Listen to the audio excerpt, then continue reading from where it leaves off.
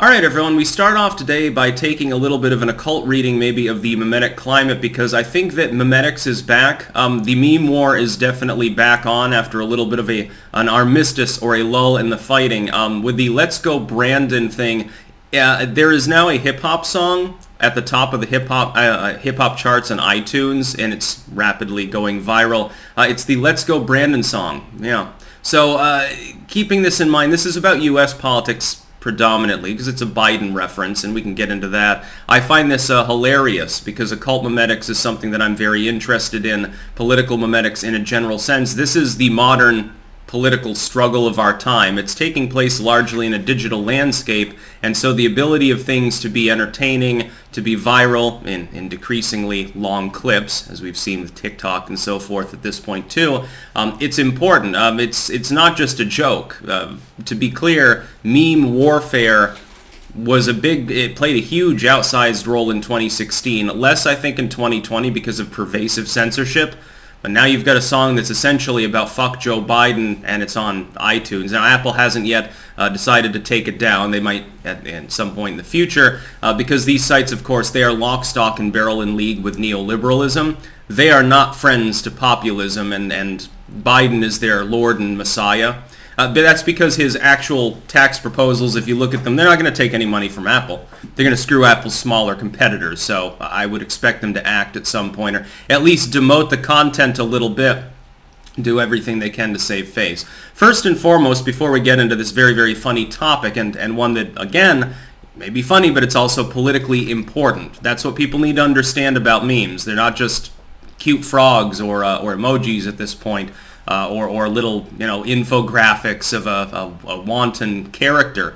Keep in mind there will be a pinned comment down below if you're watching this video on YouTube with links to 4 other video hosting sites that I use. I make 2 exclusive videos a day on those sites. In the future, I will be making a 3rd exclusive at some indeterminate point in the fairly near future, with the exception of if that extra video is not political. Then it'll also go on YouTube. There'll be a 3rd video there, and the normal 2 exclusives. But I'll always make at least 2 political / news / my opinion about random shit exclusives on those platforms for probably forever, because I enjoy making the extra content.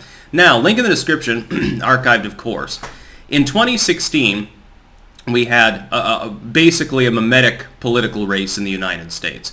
It was balls to the wall, non-stop fun. It was really great. It wasn't like in 2020 it was a little bit less hyped up. It was a little bit less entertaining at times. I'm seeing signs. I think this is a harbinger of the current political climate where you've got a president of the United States, an asterisk administration, Beijing Biden. He's messing literally everything up. He has accomplished literally nothing. The one major piece of legislation that might still pass is basically a pork barrel spending bill that's not going to help anyone. It will not lead to job creation. It'll just inflate the currency more. He's practically causing shortages at this point through his various policies. The government is trying to spy on everyone's fucking accounts in banks, go after people for political reasons with the IRS. To be clear, that $600 cutoff for input and output from your bank account, it was pointed out by another user. That just happens to be, if you worked 40 hours a week, what a person making $15 an hour would make in the week. So, to be clear, and of course some people, they get their every other week is when they get that infusion, they would be on the list. They would be monitored by the IRS because of that. This is not, in my opinion, coincidental. You've got the border crisis. You've got the soon-to-be crisis over unemployment. By the way, the eviction crisis never really manifested itself. I was told there'd be like tens of millions of homeless people in the United States, actually, at this point, if we didn't let the CDC continue the eviction moratorium. I guess that was a hyperbolic lie.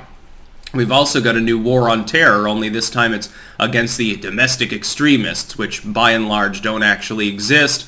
The political climate right now is extremely chaotic, extremely hyper-partisan, and so then you get things like this, and this is really, if you're going to fight globalism, neoliberalism, the corrupt, sleazy, swampish powers that be, like Joe Biden, Pelosi, etc., this is how you fight them. You mock them incessantly, and you do so in such a way that it is memorable, it is exploitable, it is infinitely replicated and goes viral, and it can create derivatives. This is why Pepe was so popular. You had a meme that was essentially, and I explained this at the time, it represented irreducible complexity. That was, there was basically, other than deriving from that image in some form, there was no way to express smugness in 1,000 different contexts and all of the spin-offs in a more simplistic manner. It became simplistic because literally you copy the image, you paste it.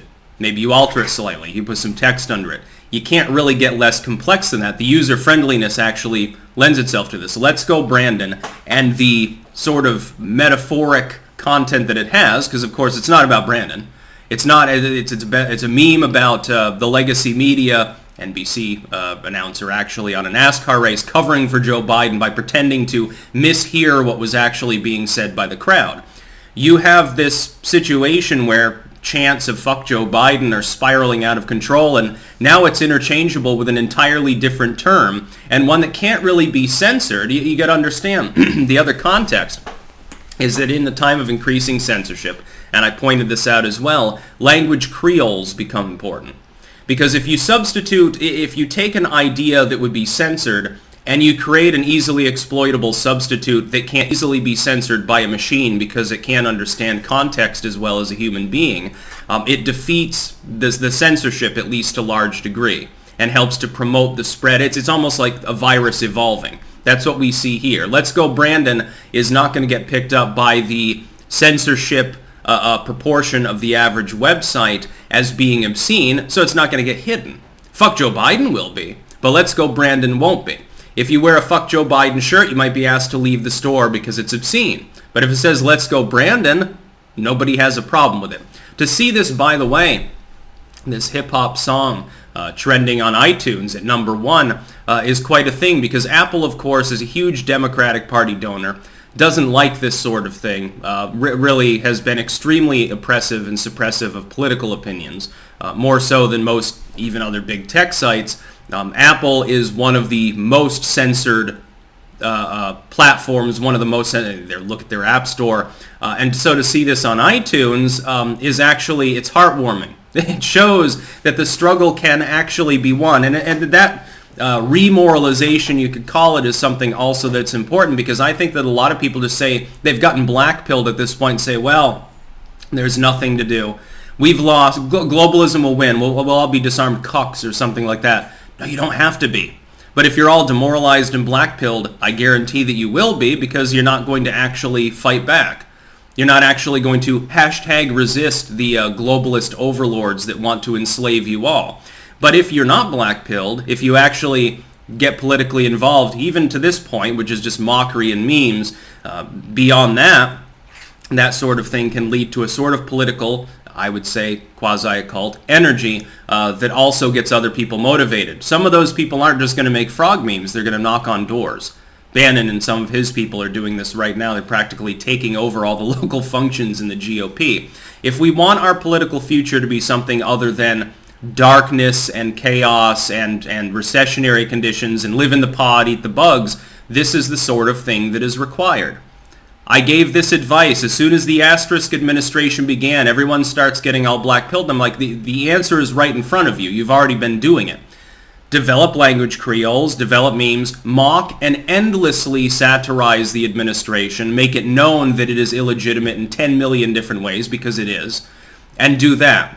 Because that creates a sort of energy, a sort of grassroots energy too, by the way, that trickles down into the normal political sphere, which gets people more active. It becomes interesting, and things like this. Hip-hop is skewed towards the younger audience anyway.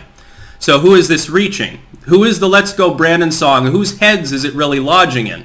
Not people that are 60 and still use Boomer Book. People that are up and coming, the most politically active. They vote at the lowest levels, but otherwise the most potentially politically active group in the entire population. This is occult memetics. This is political meme work, and it's wonderful. There's more power to them for creating a catchy song. And it is, I mean, it's better than most hip-hop songs. It's got a positive message. The message is this administration is stupid. Fuck Joe Biden. Well, it is. It's also very truthy. Isn't that wonderful? That's about all. Peace out.